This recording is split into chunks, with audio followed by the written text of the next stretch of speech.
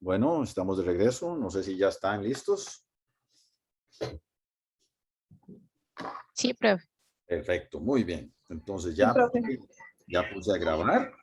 Y entonces la idea con estas grabaciones es que no únicamente tengan ustedes la oportunidad de oír la clase de forma sincrónica, sino que también van a ver, la vamos a subir a un canal de YouTube y de esa manera también van a tener ustedes el chance de oírla nuevamente o las veces que lo consideren necesario, si lo tienen a bien o lo requieren. De la misma manera, uno sabe que hay en esta nueva modalidad, hay eventualidades que se pueden presentar y en cualquier momento pues no pueden atender una clase.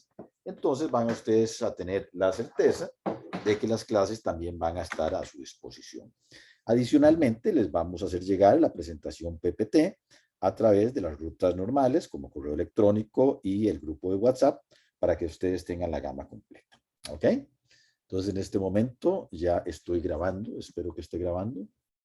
Vamos a ver. Sí, aquí está. Y obviamente las reglas de comunicación digital ahora requieren la autorización de ustedes para que la sesión se grabe. Entonces, si alguien no está de acuerdo, por favor me lo comunica y entonces tendríamos que proceder a detener la grabación. Si todos están de acuerdo, no es necesario que digan nada. Si alguien no está de acuerdo, nada más levanta la mano y lo manifiesta en el chat o lo manifiesta oralmente. Muy bien. Entonces, vamos a hablar hoy un poco sobre la historia de la microbiología, algunas generalidades que son importantes que tengamos en cuenta para que entendamos el contexto. Y vean que es muy importante no solo que veamos la historia de la microbiología, sino que entendamos que estamos viviendo la historia de la microbiología.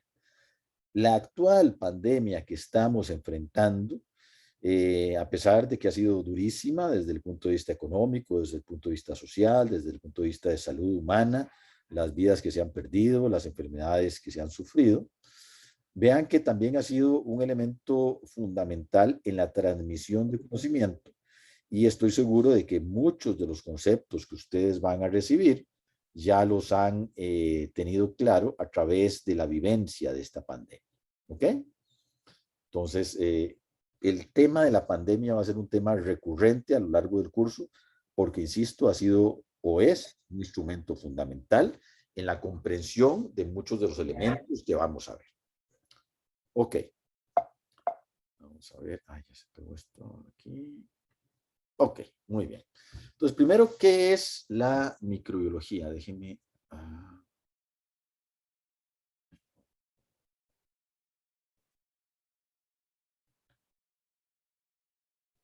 tengo que adaptar esta ventanita para que no me tape la diapositiva. Ok. ¿Qué es la microbiología? ¿Qué es la microbiología? Bueno, este curso tiene que ver precisamente con esa palabra, microbiología, y la microbiología es precisamente el estudio de los organismos microscópicos. Y entonces vea que está conformado por la derivación de tres palabras griegas, micro, que significa pequeño, bio, que significa vida, y logo, que es ciencia. Entonces, el estudio de la vida pequeña. Ese es el estudio de la vida microscópica. ¿Ok? Ese es la gran sombrilla, el gran paraguas bajo el cual nos vamos a modular y nos vamos a conducir en este curso. ¿Cómo surge como ciencia? Bueno, tras el descubrimiento y el perfeccionamiento de un aparato que nos permitió precisamente acceder a ver esa vida microscópica que es el microscopio. Ya vamos a ver en unos minutos quién se encargó de precisamente utilizar microscopios para ver la vida microscópica. ¿Qué son microorganismos? Son organismos que no pueden ser observados a través de simple vista, o que al menos parte de su ciclo de vida no puede ser observado. Entonces estamos hablando generalmente de organismos que son tan pequeños que no podemos ver y que tenemos que utilizar un aparato particular que se llama microscopio para poder visualizar. La mayor parte de ellos viven como entidades aisladas. ¿Qué quiere decir? Que son unicelulares. ¿Okay? Y eso lo vamos a ir viendo en detalle cuando veamos cada uno de los diferentes grupos, las bacterias, los hongos y los virus, que los virus están en un intermedio entre que si son vida o no son vida. Dentro de los microorganismos vamos a tener algas, hongos, protozoarios, bacterias y virus. Algunos de ellos son microbios y otros son parásitos. Ustedes este semestre creo que van a llevar un curso de microbiología y también tienen en su programa académico un curso de parasitología. Los protozoarios, por ejemplo, los van a ver en el curso de parasitología, porque corresponde a otro grupo de microorganismos. ¿Ok? ¿Cómo afecta nuestra vida? Y esto lo vamos a ver ahora de manera rápida, pero va a ser un tema recurrente a lo largo del curso. Bueno, nuestra interacción con microorganismos pues puede tener consecuencias y las consecuencias pueden ser positivas o pueden ser negativas.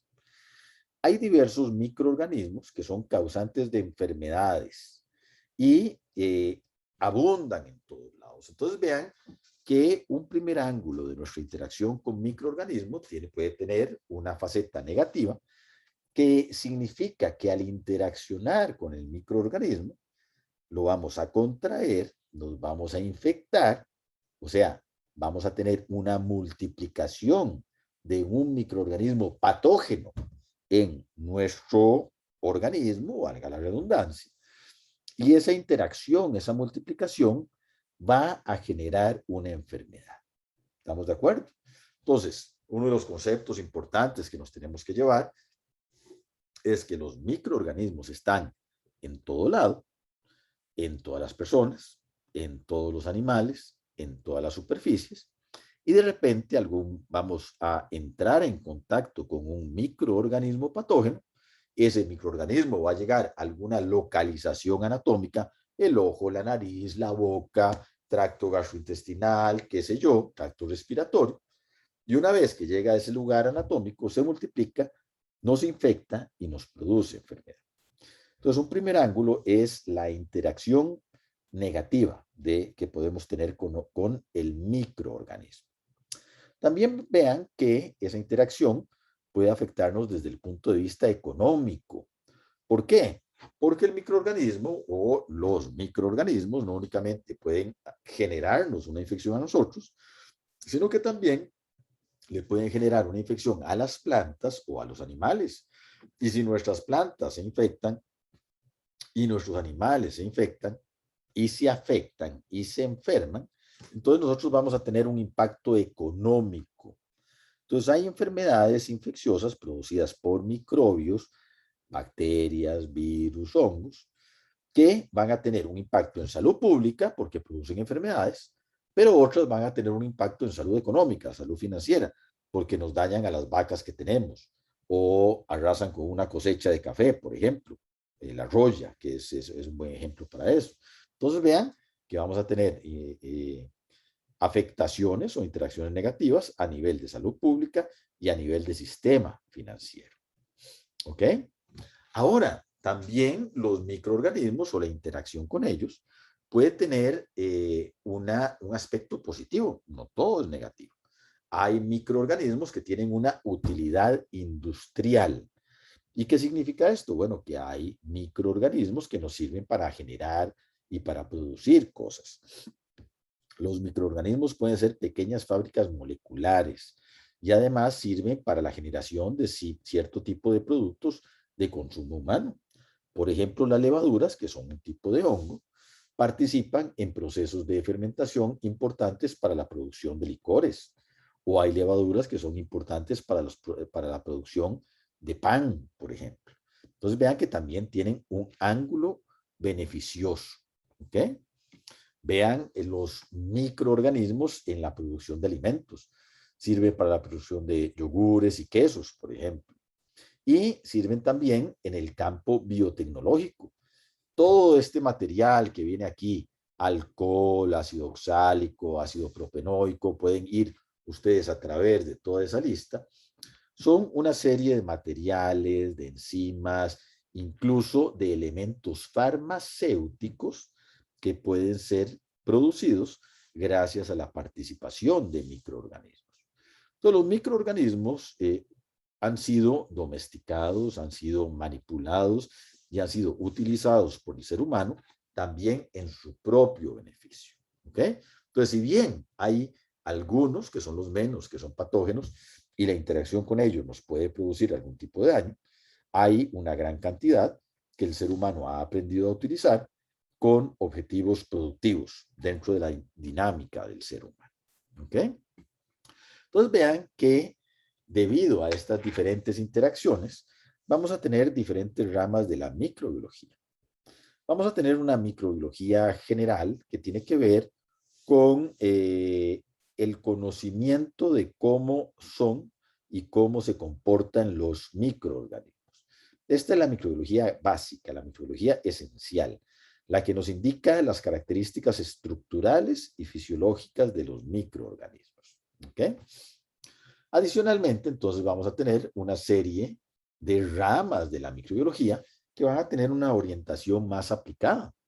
Vamos a tener la microbiología industrial, o sea, aquella rama de la microbiología que nos enseña cómo utilizar los microorganismos para diferentes procesos biotecnológicos e industriales, lo que acabamos de ver, producción de fármacos, producción de enzimas, producción de ciertas moléculas y compuestos, producción de alimentos, qué sé yo. Vamos a tener una microbiología médica que tiene que ver con el estudio de los microorganismos patógenos y las enfermedades que producen esos microorganismos patógenos.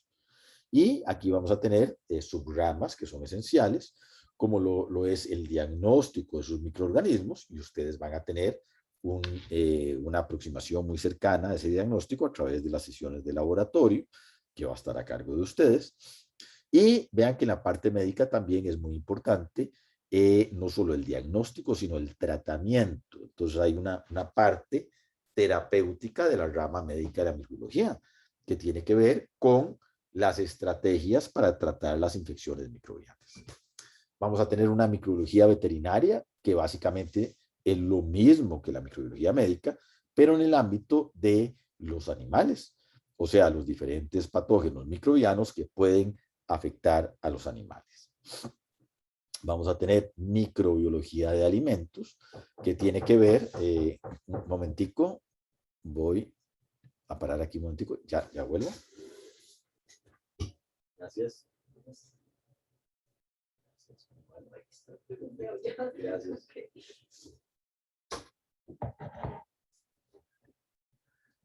Listo, sigo. Es que me trajeron cafecito, entonces si no tomo café, me duermo durante la clase y entonces se van a aburrir más de la cuenta. Muy bien, y entonces les decía que vamos a tener una microbiología de alimentos que tiene que ver con los diferentes microorganismos que ustedes se van a encontrar en las matrices de consumo humano, alimentos y líquidos de consumo humano que nosotros vamos a ingerir y los diferentes microorganismos que pueden ser transmitidos por esas matrices. Y vamos a tener una microbiología sistemática que tiene que ver con la clasificación de los microorganismos. Entonces, una rama que totalmente se está dedicando a clasificar los microorganismos en géneros, en especies, en subespecies, en cepas bacterianas y microbianas, para que entendamos qué propiedades diferentes podemos tener. Ejemplo, vean, ya les insistí y va a ser un tema recurrente que vamos a utilizar el COVID en muchos de los ejemplos a través del semestre. En el COVID, vean que es un virus que se llama COVID, pero de repente comienzan a aparecer las variantes, que la delta, la lambda, las diferentes, la alfa, la beta, la gamma, diferentes COVID que andan circulando. Bueno, todo esto tiene que ver con la rama de la microbiología sistemática, la que nos está diciendo que no todos son iguales, que hay ciertas variaciones. Por ejemplo, ustedes han oído que la variante delta es un poco más transmisible que las variables normales. Entonces vean que ahí estamos encontrando diferencias y estamos entendiendo que tiene un comportamiento diferente. No únicamente es diferente, se comporta diferente. Bueno, la microbiología sistemática tiene que ver con esa clasificación de los microorganismos. Ahora, ¿cómo el ser humano entra en conocimiento de que hay algo ahí que nos está impactando la vida? Y vean que ustedes tienen que abstraerse siglos de siglos atrás en la historia de la humanidad. ¿Ok? Y ubicarse en un contexto histórico y científico en el cual no habían herramientas para entender qué estaba sucediendo. Pero claramente algo estaba pasando. Y vean que lo que estamos viviendo hoy en día, las epidemias, hoy estamos viviendo precisamente una pandemia, las grandes epidemias que han sido descritas a lo largo de toda la historia de la humanidad, o sea, no estamos en un momento único en la historia del ser humano, sino que es algo recurrente. Esas grandes epidemias nos estaban hablando como humanidad de que había algo o alguien adicional cuya interacción nos estaba afectando. En este caso nos estaba afectando negativamente. Entonces, ¿qué es esto? Bueno, probablemente ustedes han oído de las grandes plagas históricas, las plagas bíblicas que ha sufrido la humanidad. La plaga era una de ellas, las epidemias de influenza, las epidemias de cólera, ahorita vamos a ver algunas. Bueno, de repente se presentaba alguna enfermedad que se distribuía entre toda la gente, esa era una epidemia, y en la antigüedad eran atribuidas a hechizos o magia. ¿Por qué? Porque no se entendía ni quién ni qué la causaba. Entonces eran entidades que no tenían explicación. Se les empezó a encontrar una explicación hasta el siglo XVII. ¿Ok? Muy bien.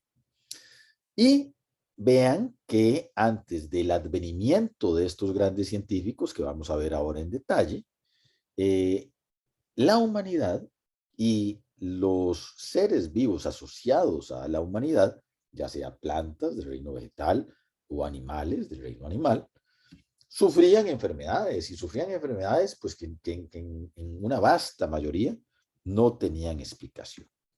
Y es precisamente con el advenimiento, como les mencioné al principio de la clase, con el advenimiento de un aparato, un instrumento que se conoce como microscopio, que tenemos la puerta de entrada para entender y para comprender y para conocer por vez primera de que existen organismos tan pequeños con los que estamos cohabitando todo el día y todos los días, y con esa contribución de encontrarlos a través del microscopio y posteriormente aislarlos, crecerlos, domesticarlos, entenderlos, conocer que no únicamente estamos rodeados de microorganismos, sino que esos microorganismos tienen un impacto, ya sea positivo o negativo, en el desenvolvimiento normal del ser humano. Y entonces centramos en las grandes contribuciones de grandes científicos al desarrollo de la microbiología y de la inmunología. Y uno de ellos, uno de los primeros, fue Anton van Leeuwenhoek, ¿verdad? Y entonces está lindísimo para preguntárselos en examen. Deletree Leeuwenhoek correctamente, ¿eh? Así preguntamos nosotros en el curso. Anton van Leeuwenhoek fue un holandés. Y diría que fue un científico holandés y la verdad que las contribuciones que realizó tienen la categoría de un científico, y un científico que debió haber recibido el premio Nobel, por ejemplo.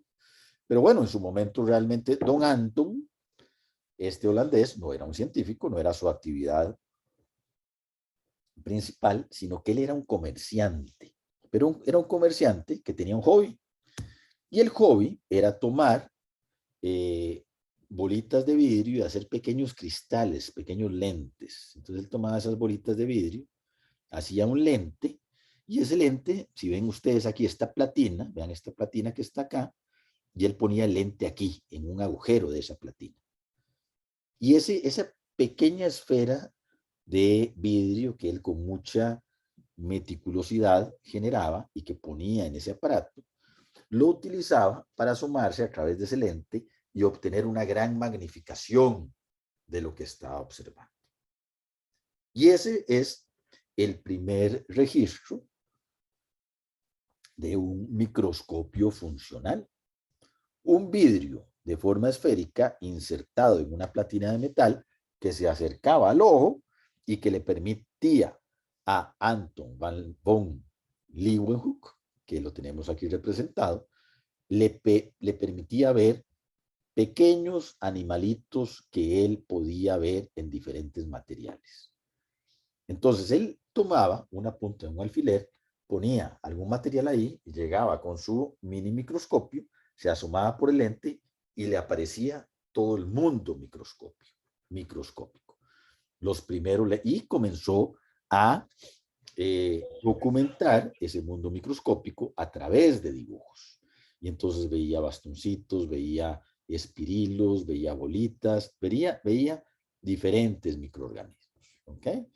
Y entonces, utilizando sus microscopios hechizos que él mismo hacía, fue un pionero en descubrir protozoarios, que van a ver ustedes en el curso de parasitología, glóbulos rojos de la sangre, sistemas capilares, qué sé yo. Entonces, con su aparatico comenzó a observar todo lo que se ponía a su paso, ¿verdad? Incluso sistemas capilares, o sea, los vasos sanguíneos que circulan en un mamífero, por ejemplo, ¿verdad?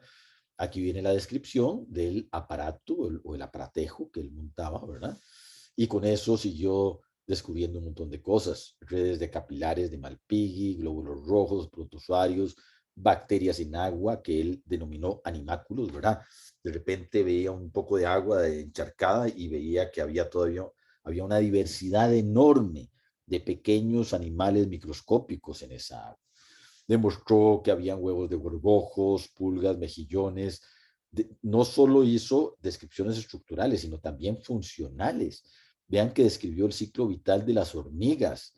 Entonces, a través de la simple observación y la observación secuencial, pudo documentar la existencia de un montón de pequeños animales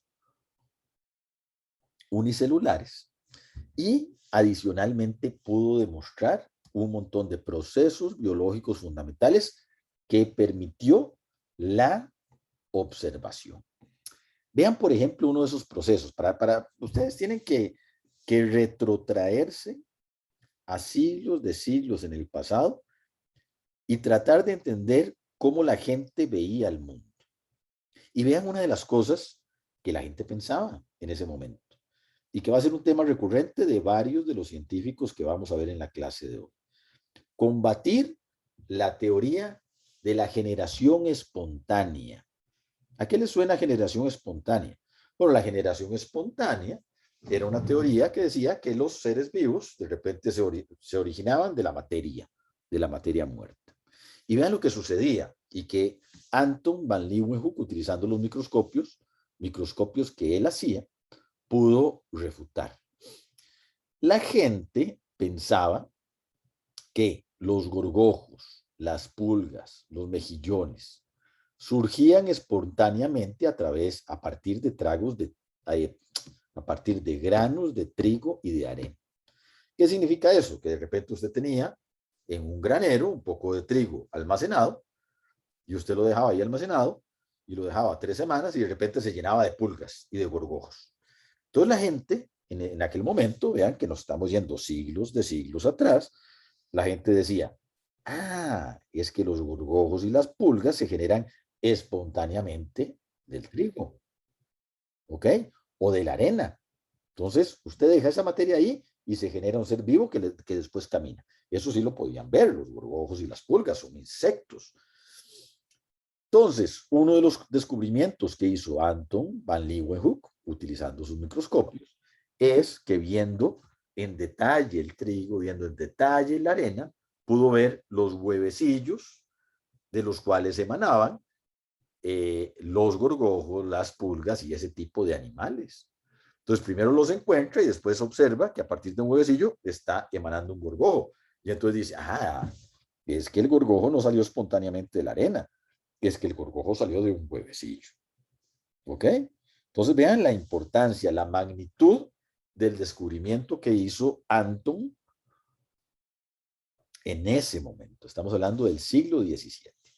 Ahora, Anton van Leeuwenhoek, que era un comerciante, que este era su hobby, él publicó sus dibujos, hizo sus descripciones, pero mantuvo en secreto el arte de construir sus lentes por un par de siglos, ¿verdad? O sea, no lo divulgó y no es sino hasta que surge el microscopio compuesto que se puede avanzar en ese conocimiento. ¿Ok? Pero su participación fue extremadamente importante. No es sino hasta que Robert Hooke genera otro aparato que entonces ya la conformación y la estructura de ese aparato ya circula, ya se disemina, y entonces mucha gente puede reproducir el aparato. Es que la microscopía se hace una ciencia más diseminada. Y Robert Hooke utiliza su aparato, y una de las aplicaciones en las cuales utilizó su aparato, de múltiples, de infinidad de aplicaciones que utilizó, pero una de las más harto conocidas es la observación de un material, que es el material del corcho, y en ese material del corcho encontró esta conformación con pequeñas celditas que se ven por toda la conformación del corcho. Y entonces, cuando ve esto, él acuña el término de célula, y célula se deriva de celda, porque vean que este material asimila o recuerda la conformación de una colmena, de estas colmenas donde viven las abejas para generar miel.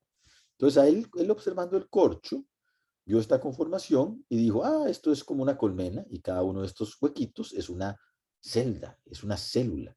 Y de ahí se deriva la palabra célula, cell en inglés, ¿ok? A partir de la observación de corcho. Y en el corcho no teníamos ni más ni menos que los vestigios de las células que eventualmente estuvieron ahí, que después quedaron fosilizadas y que ahora las representamos a manera de celda, de célula, de cell. ¿Ok? Entonces, Robert Hooke fue fundamental en generar ya un microscopio que fuera más sostenible, cuya construcción fue divulgada y entonces otra gente lo pudiera reproducir y utilizar. Y además, muy importante su contribución, observando células por primera vez y poniéndoles nombre a las células. ¿Ok? Después vinieron una serie de científicos que hicieron experimentos funcionales y funcionales también en el sentido de rebatir hipótesis como la hipótesis de la generación espontánea. Por ejemplo, una observación frecuente que ocurría en aquellos tiempos, en aquellos siglos, era que si usted dejaba un trozo de carne, de repente de la carne comenzaban a salir larvas, salían gusanos. Y entonces la gente decía, si usted deja carne al aire libre, espontáneamente esa carne, que es materia viva, se va a reorganizar para formar un ser vivo que es una larva. Nuevamente la teoría de la generación espontánea. Bueno, un científico italiano, Francesco Redi, se dedicó funcionalmente a probar de que la generación espontánea no es cierta, no ocurre. ¿Cómo lo hizo? Él tomó pedazos de carne y lo colocó en frascos que estaban abiertos y frascos que estaban cerrados. ¿Y qué fue lo que observó? Los frascos que contenían carne en su interior y que estaban abiertos eran accesibles a la presencia de moscas. Usted sabe que si usted deja un pedazo de carne crudo, rápidamente va a estar infestado por moscas. Obviamente estas moscas llegan, se alimentan de la carne y en el proceso dejan sus huevecillos depositados en la carne. Y a partir de esos huevecillos se va a generar una larva. Y entonces la gente en aquel momento, que no conocía todo este proceso, decía, de la carne salen larvas, pero realmente lo que ocurría era que la mosca venía, comía, depositaba el huevecillo y del huevecillo sale la larva. Entonces no era una generación espontánea, era una generación como parte del ciclo de vida de la mosca. Entonces Francesco Redi observó que si él tapaba el frasco, nunca había generación de larvas. ¿Por qué? Porque las moscas nunca podían llegar. Nuevamente refutando la teoría de la generación espontánea y ayudando en el entendimiento de procesos fisiológicos muy complejos. Vean qué interesante. ¿Ok? De la misma manera, otro científico italiano, Lazzaro Spallanzani, hizo un experimento muy interesante. Otra de las observaciones que se había visto es que si usted tenía un caldo, por ejemplo, un caldo de pollo que se hacía en esa época y todavía se hace, ¿verdad? Y usted agarraba el caldo de pollo, usted lo dejaba en la cocina, obviamente en aquel momento no había sistemas de refrigeración, usted sabía que si no se comía ese caldo de pollo recién hecho y lo dejaba ahí 3 días, a los 3 días estaba súper ácido y además estaba todo turbio y lleno de hongos y bacterias. Obviamente ellos no veían los hongos y las bacterias, lo que veían era una turbidez terrible. Entonces, un caldo de pollo recién hecho, que se veía translúcido, lo más bonito, usted lo deja 3 días y se le llena de una turbidez que no es ni más ni menos que puro crecimiento microbiano. Entonces, él demostró que si tomaba el caldo y lo hervía, vean que a través de la utilización de la temperatura podemos eliminar las bacterias, pero dejaba ese caldo en un frasco abierto y esperaba cierto número de horas, había este crecimiento asqueroso que representa el crecimiento de bacterias y hongos. Sin embargo, lo interesante viene en el hecho de que él agarra el caldo, lo hierve por varios minutos y luego tapa herméticamente el frasco. Y él lo deja cerrado y espera horas, espera días, espera semanas y ese caldo no cambia dramáticamente su composición. O sea, que si usted hierve, elimina todos los microorganismos y después cierra herméticamente, usted conserva ese alimento por más tiempo. Y si nuevamente, inmediatamente lo abre, en cuestión de horas tiene otra vez el crecimiento. Entonces, de esta manera, demuestra que hay algo en el ambiente que puede llegar, colonizar, contaminar una materia orgánica, como lo puede ser un caldo de pollo, y cuyo crecimiento en cantidades enormes puede dar al traste con las características físico-químicas de ese caldo, alterar las características sensoriales como el olor, el sabor y obviamente la apariencia, una turbidez extrema. Y esa turbidez extrema no es ni más ni menos que crecimiento de microorganismos. ¿Okay? Y entonces vean que hasta acá tenemos 3 o 4 contribuciones muy importantes desde el punto de vista estructural y desde el punto de vista fisiológico del comportamiento de los microorganismos. Ya posteriormente viene una serie de científicos que nos dicen, bueno, además de que existen esos microorganismos, además de que no se generan espontáneamente, resulta que la interacción de nosotros con esos microorganismos nos generan problemas, nos generan infecciones y nos generan enfermedades. Entonces entramos en la parte de la historia de la microbiología que corresponde a la microbiología médica. ¿Okay? Y uno de los primeros científicos que tiene que ver con el desarrollo de esa historia es Robert Koch, que es un científico alemán. Hoy en día hay un centro, un instituto de investigación muy conocido, que es el Instituto Koch, que queda precisamente en Alemania, que se encarga de la investigación de enfermedades microbianas. ¿Ok? ¿Cuáles fueron las... tengo una pregunta aquí que dice Doris Ruiz. Y Doris está preguntando, profesor, a Leeuwenhoek también se le atribuye la tinción de Gram. Y realmente la respuesta es no.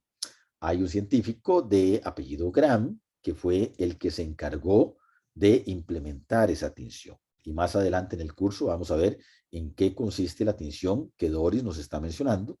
Yo esperaría que los compañeros que están a cargo de la práctica de laboratorio, que tiene que ver con diagnóstico bacteriológico, nos cuenten en detalle.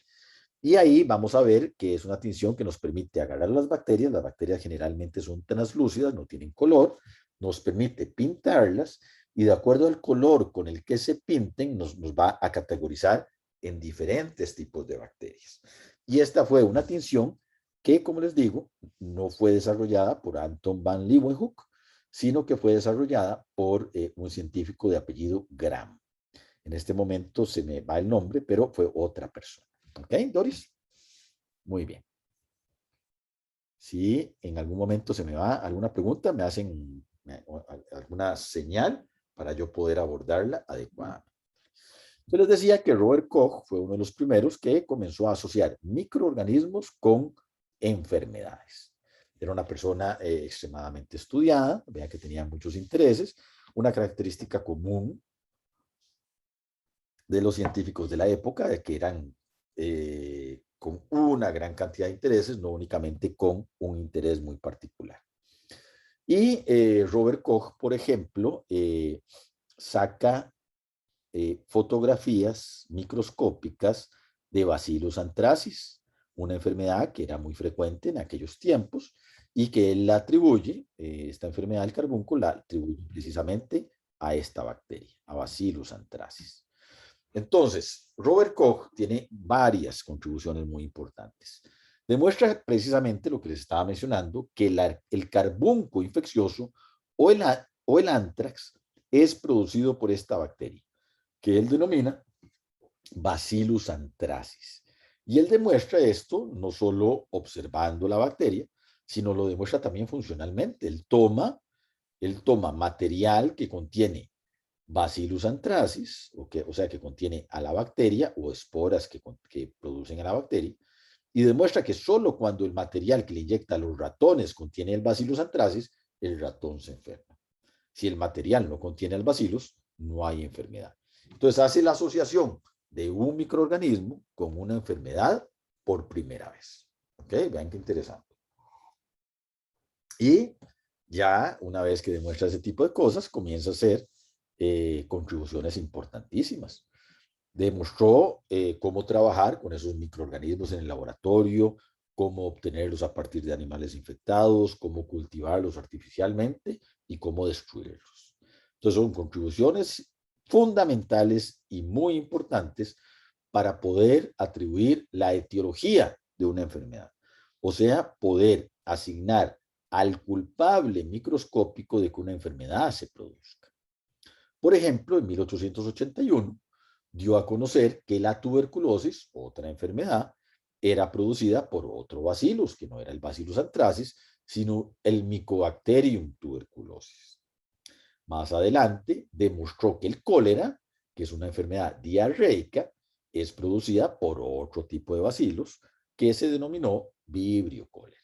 Entonces vean que tuvo tres contribuciones fundamentales en atribuirle a un microorganismo, en este caso a diferentes bacterias, la producción de enfermedades que producían mucho daño, como el anthrax, la tuberculosis y el cólera, ¿verdad? Entonces, sus contribuciones fueron fundamentales desde el punto de vista de la microbiología médica. Él mismo dirigió el Instituto de Enfermedades Infecciosas en Berlín, que luego tomó su nombre. Por sus contribuciones obtuvo un premio Nobel. No era para menos. A través de su experiencia, a través de encontrar responsables microscópicos para diferentes enfermedades, él entonces se dedica a postular una serie de postulados, valga la redundancia, que se conocen como los postulados de Koch, que son la serie de pasos que le permite a un investigador determinar si un agente causa o no una enfermedad. ¿Qué son los postulados de Koch? Bueno, son 4 y son muy sencillos. Para que usted le pueda echar a un microorganismo la culpa de una enfermedad, usted tiene que demostrar, primero, que el agente microscópico debe estar presente en cada caso de la enfermedad.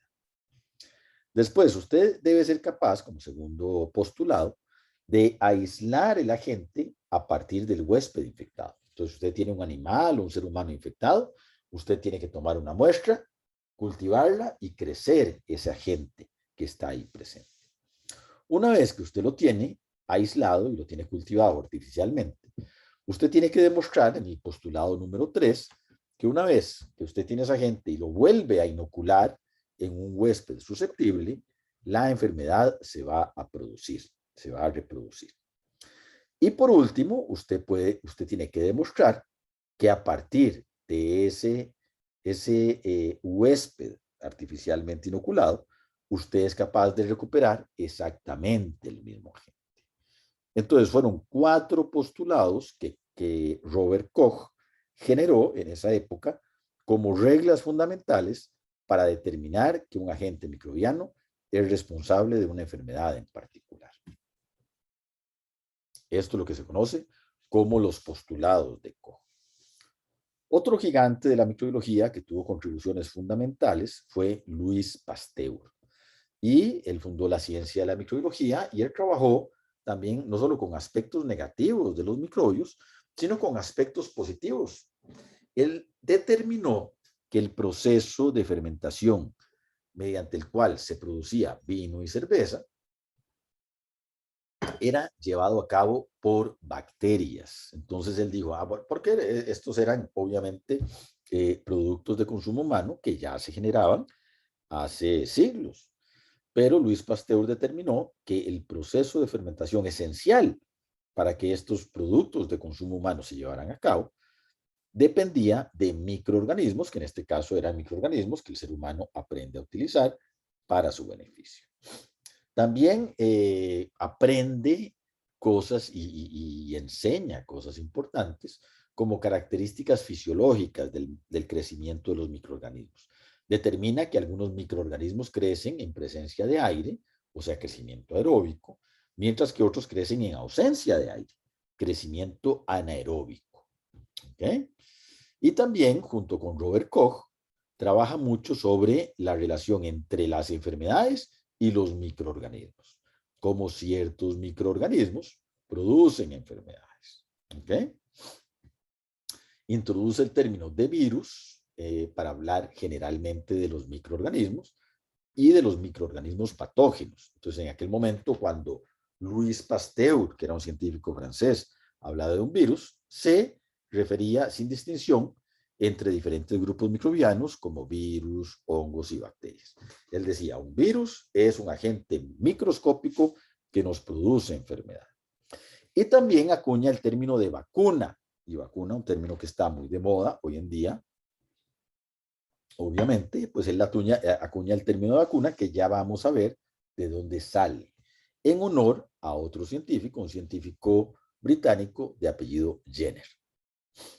Y él mismo, a pesar de que la primera vacuna funcional la generó este científico británico, él mismo desarrolla vacunas, o sea, protocolos y moléculas que permiten prevenir enfermedades como el cólera aviar, o sea, una diarrea en aves, el antrax y la rabia. De hecho, el protocolo de generación de la vacuna de la rabia es un protocolo que con algunas modificaciones se sigue utilizando hasta el día de hoy. Edward Jenner es fundamental no solo en la parte de microbiología, sino en la parte de prevención de las enfermedades microscópicas. Particularmente, Edward Jenner, que era un científico británico que vivió entre los años indicados, fue capaz de generar la primer vacuna exitosa de la historia de la humanidad. Y esta vacuna exitosa se desarrolló contra una enfermedad que es una enfermedad conocida como la viruela. Vean qué cosa tan terrible era la viruela. Vean la presentación a nivel de piel que generaba la viruela. Era una enfermedad extremadamente agresiva que producía esas pústulas y esas llagas en la persona que la sufría. Tengo una pregunta acá.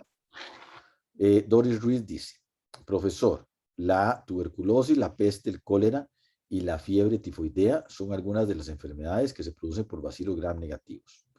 ¿Son diferentes estos bacilos morfológicamente? También la forma en la que se transmiten o infectan a las personas son distintas. Sí, sí. Todos estos bacilos, vamos a ver, tuberculosis, es Mycobacterium tuberculosis, que el Mycobacterium está más cercano a los gram positivos que los gram negativos. La peste es por Yersinia, que es un bacilo gram negativo. El cólera es por Vibrio cólera, que es un bacilo gram negativo. Y la fiebre tifoidea por Corynebacterium, ¿verdad? Entonces, hay mucha variación en el tipo de bacteria que produce las enfermedades. Hay variación morfológica, hay variación de la composición de la pared y también hay variación en la forma de transmisión. Todos estos elementos que nos pregunta Doris ahora van a ser abordados a través de diferentes clases en las que vamos a ver precisamente este punto que Doris está tocando en el sentido de que hay una gran variación en las bacterias y en las formas, en las enfermedades que producen, así como en las formas de transmisión. Muchas gracias, Doris, por su pregunta.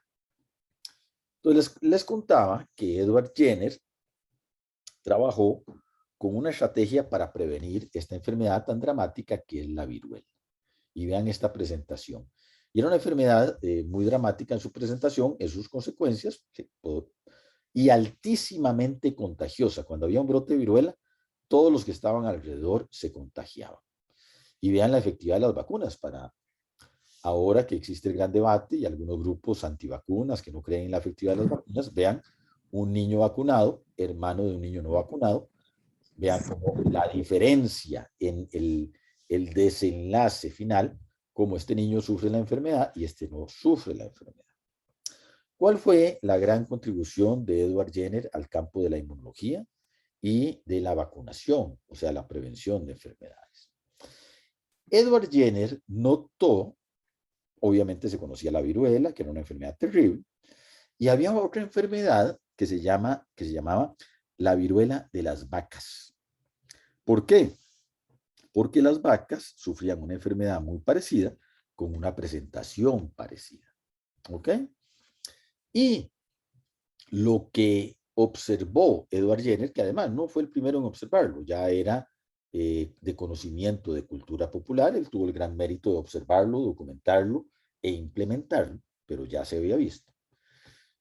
Se había visto que aquellas personas que trabajaban en contacto estrecho con el ganado vacuno, o sea, con las vacas, por ejemplo, ordeñando a las vacas, se había visto que esas personas estaban protegidas contra la viruela humana. Algunas veces entraban en contacto con una vaca que tenía viruela vacuna, viruela de la vaca, y les daba una pequeña reacción, pero nunca les daba viruela.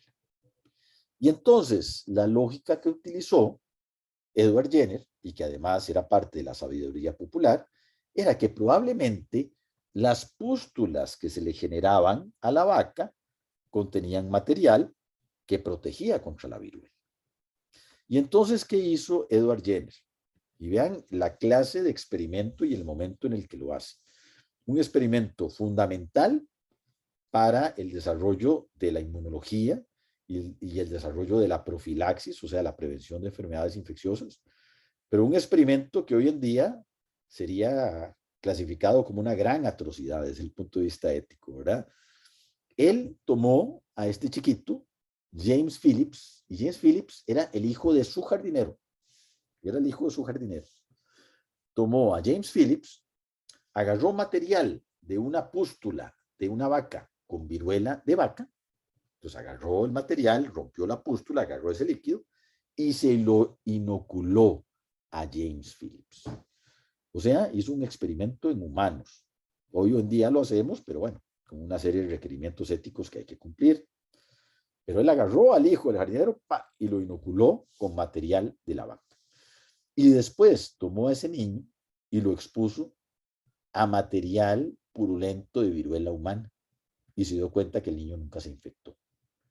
Y ese experimento lo repitió en 27 personas más, lo documentó y vio que en efecto la exposición intencional y artificial de humanos con material de pústulas de vacas que tienen viruela vacuna prevenía la viruela humana. ¿Qué es lo que sucedía? Desde el punto de vista bioquímico, desde el punto de vista inmunológico, ¿qué es lo que sucede?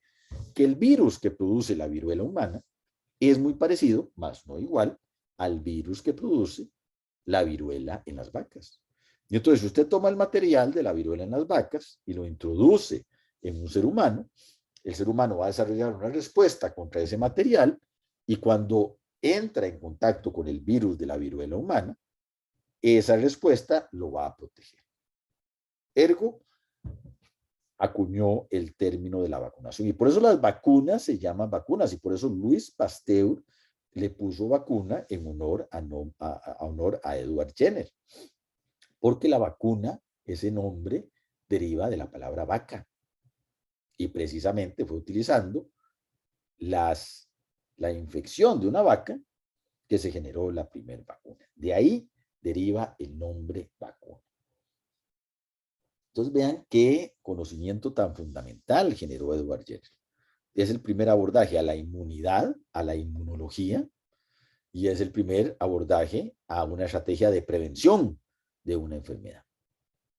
Y 2 o 3 siglos después, sabiendo que funciona, sabiendo que desde que nacemos nos ponen un montón de vacunas, sabiendo que el gran milagro de esta pandemia ha sido el desarrollo de la vacuna en menos de un año, es triste y es lamentable que haya personas que duden de estas cosas y que hayan personas que duden que la vacuna, por ejemplo, contra el COVID es la que va a cambiar el curso de la pandemia.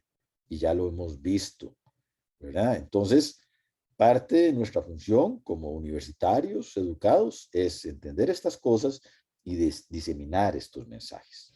Son clarísimos. Una persona no vacunada versus una persona vacunada. Vida, muerte. ¿Ok? Igual lo estamos viendo hoy en día. Entonces vean las contribuciones, son contribuciones fantásticas. Y dentro de 50 años, cuando se dé este curso, alguien va a hablar de las vacunas de ARN mensajero que surgieron gracias a esta pandemia. Otro de los grandes hitos históricos que ahora no lo vemos en esta clase porque nos parece muy reciente, pero que estamos viendo historia en este momento. Historia desarrollándose en tiempo real. Deme un segundito que va a conectar la computadora que se me está descargando.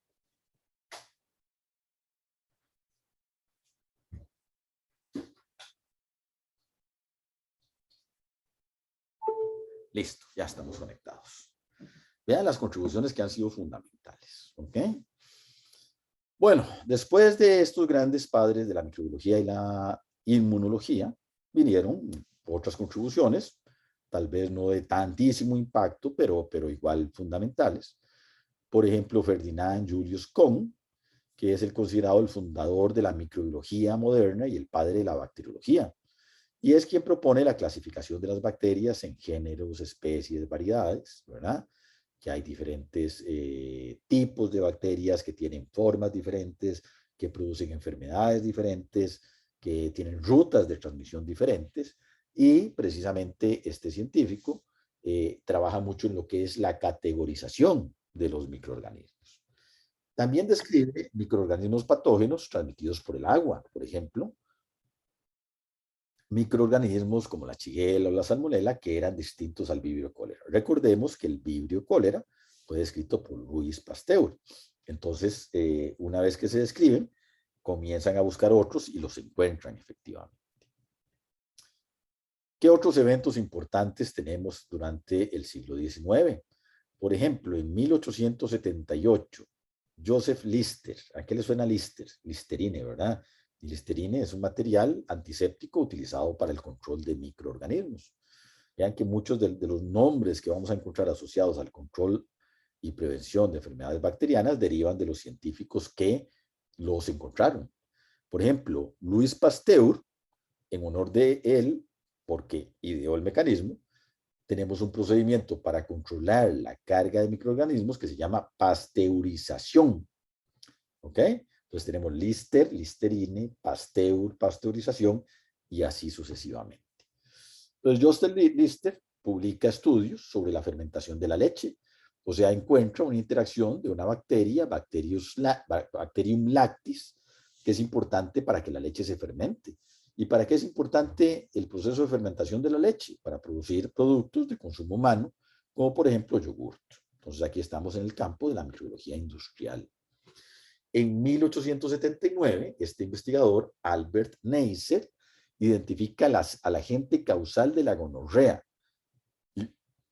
¿Y saben cómo se llama la bacteria que produce la gonorrea?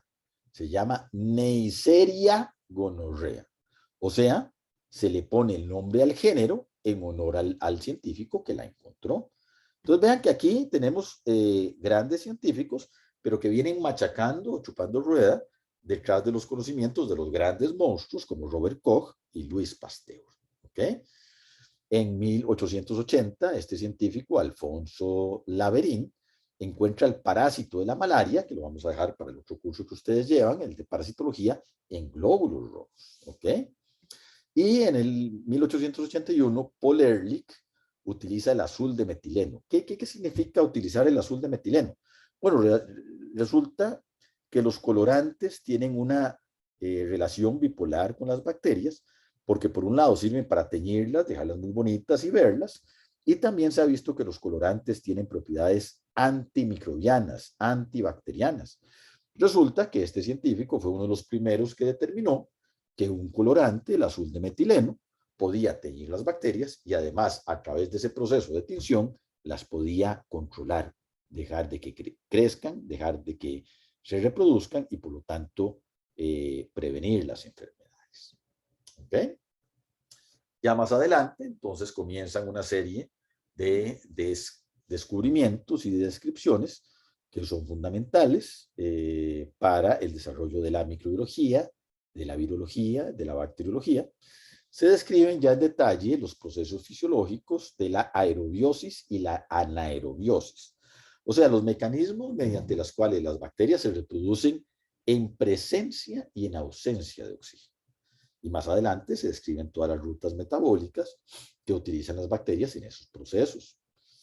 Vean que tan pronto como en 1938 ya se pueden observar no únicamente las bacterias, sino los virus, pero para ello se requirió de un nuevo tipo de microscopio, el microscopio electrónico. Antes, digamos, estos lentes de Leeuwenhoek y Robert Hooke solo servían para ver, solo digo yo, ¿verdad? Servían para ver incluso bacterias. Pero los virus son mucho más pequeños de las bacterias y solo se pueden visualizar adecuadamente hasta que aparece el microscopio electrónico. Y entonces, gracias a ese advenimiento de una nueva tecnología, empiezan a descubrirse un montón de virus. Entonces, la virología explota.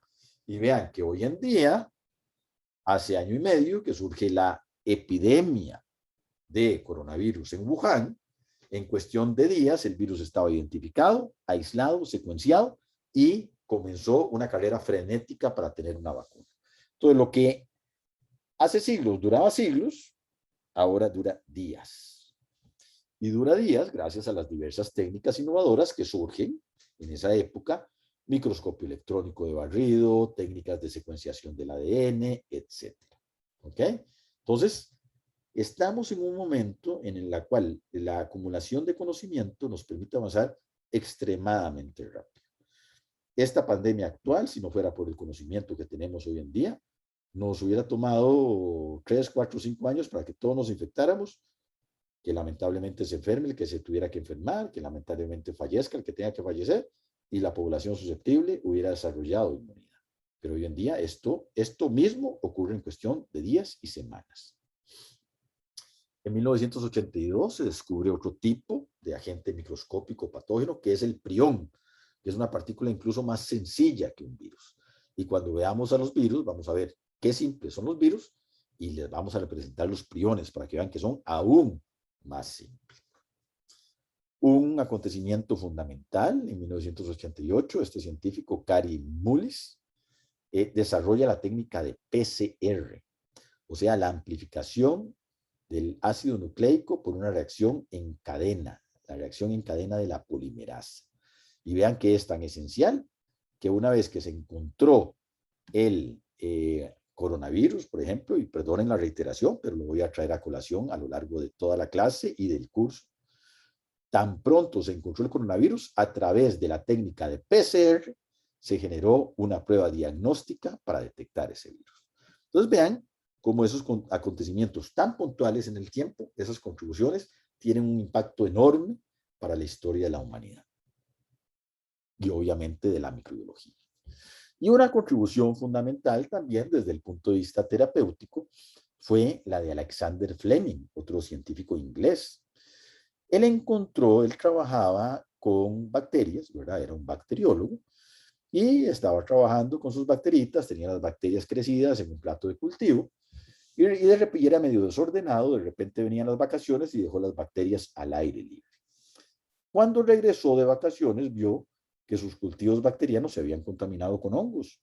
¿Por qué? Porque como era desordenado, no los guardó donde tenía que guardarlos y entonces se le contaminó con el hongo Penicillium. ¿Y qué fue lo que vio? Que alrededor de ese Penicillium que había contaminado el cultivo de bacterias, la bacteria no crecía. Y entonces dijo, mira, el hongo está generando una sustancia que inhibe a la bacteria. Y a partir de ahí se extrae el primer antibiótico exitoso, que es la penicilina. Vean qué contribución tan importante.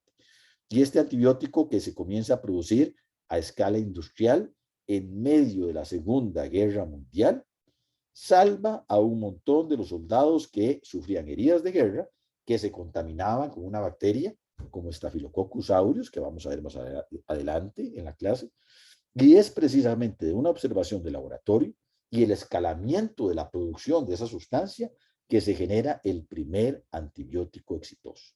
Alexander Fleming. ¿Okay? Y posteriormente, pues viene todo el advenimiento de la microbiología molecular, en la cual hay infinidad de nombres, pero uno de los pioneros fue este científico, Carl Woese, que determina a través de la secuenciación del ARN, o sea, de un ácido nucleico derivado de las bacterias, empieza a clasificar las bacterias y no solo las clasifica, sino que encuentra diferentes reinos dentro de los organismos microscópicos. Entonces, este nombre en particular es una representación de la gran cantidad y la gran diversidad de microbiólogos moleculares que han contribuido a que hoy en día la microbiología sea una ciencia en amplísima expansión y que los avances ocurran de forma vertiginosa. Y por favor, llévense el mensaje de esta clase de que lo que estamos viviendo ahora es y refleja ni más ni menos que lo portentoso de la sabiduría humana de poder generar una vacuna altamente exitosa en menos de un año. No es poca cosa, no es poca cosa. Y todo esto deriva de estas grandes personas que paso a paso han generado este conocimiento. ¿Ok? Entonces, con eso concluyo la clase. No quiero cansarlos con una presentación exhaustiva. Creo que esta presentación más o menos ha representado el desarrollo de la microbiología a lo largo de los siglos, ¿verdad? No sé si en este momento tienen alguna pregunta.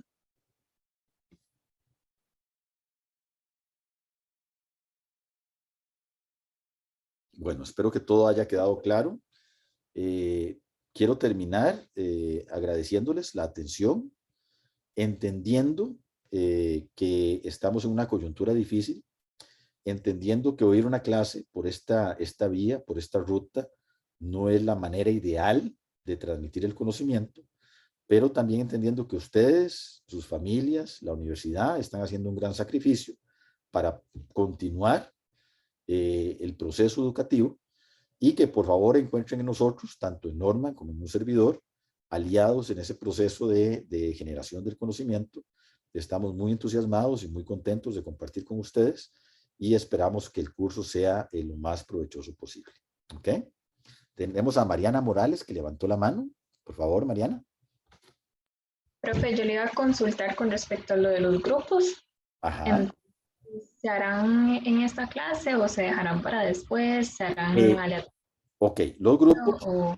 claro, los grupos yo voy a esperar a que me lleguen los correos de los grupos que ya están formados. E inmediatamente yo me doy a la tarea de hacer los grupos restantes con la gente que falta y se los envío por correo en un plazo no mayor a 2 días. ¿Ok? De la misma manera, voy a indicar el día que le corresponde a cada grupo el seminario para que los que lo tienen más cerca comiencen la preparación. ¿Ok? Listo, muchísimas gracias. Gracias a usted. Bueno, si no tienen preguntas, entonces nos vemos el próximo miércoles a la 1 de la tarde. Ahora sí, ya quedamos en horario definitivo y tienen una clase con Norman Rojas de hoy. Por las vías usuales les estaré mandando la encuesta a Google y les estaré mandando la invitación Zoom y todo el material necesario. Brando Medrano levantó la mano.